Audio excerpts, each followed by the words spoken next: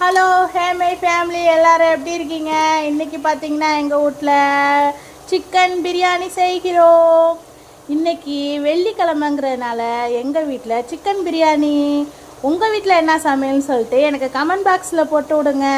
இந்த வீடியோ பிடிச்சிருந்தா லைக் பண்ணுங்கள். நானும் நிறையா வீடியோஸ் போடுறேன், என் வீடியோஸ் ரீச் ஆக மாட்டேங்குது. நீங்கள் எனக்கு ஹெல்ப் பண்ணுங்கள், எங்கள் சேனலை சப்ஸ்கிரைபர் பண்ணுங்கள், நிறைய பேருக்கு ஷேர் பண்ணுங்கள். நான் first time YouTube channel open பண்ணியிருக்கேன். எனக்கு நீங்கள் தான் ஆதரவு கொடுக்கணும்.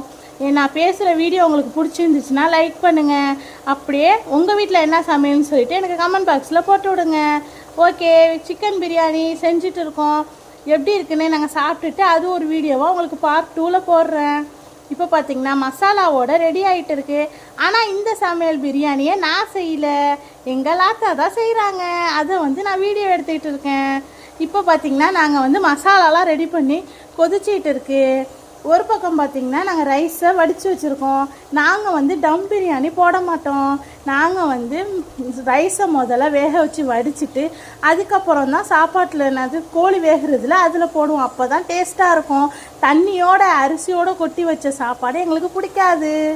பார்த்தீங்களா, நாங்கள் சுட சுட ரைஸ் வடித்து வச்சுருக்கோம். அதில் பார்த்திங்கன்னா பட்டை, கிராம்பு, ஏலக்காய், இலை, லைட்டாக நெய், உப்பு எல்லாம் சேர்த்து சாப்பாடை வடித்து வச்சுருக்கோம். இப்போ இந்த மசாலா ரெடி ஆனோடனே நாங்கள் இந்த சாப்பாட்டை அதில் கொட்டிட்டு தனியாக பார்த்திங்கன்னா வெங்காயம் பொரித்து மல்லி இலையோடு நாங்கள் பிரியாணி தூள் கலந்து வச்சுருக்கோம். பார்த்தீங்களா, அதேமாரி கலந்து வச்சுருக்கோம். ஏன்னா நாங்கள் இப்போ சாப்பாடு செய்கிறது 1 கிலோ தான் போட்டு நாங்கள் பிரியாணி செய்கிறோம். அதனால் அதுக்கு தகுந்த மசாலா இது நாங்கள் ரெடி பண்ணி வச்சுருக்கோம். எங்களுக்கு இன்னைக்கு ஒரு கட்ட போகிறோம் சிக்கன் பிரியாணியை.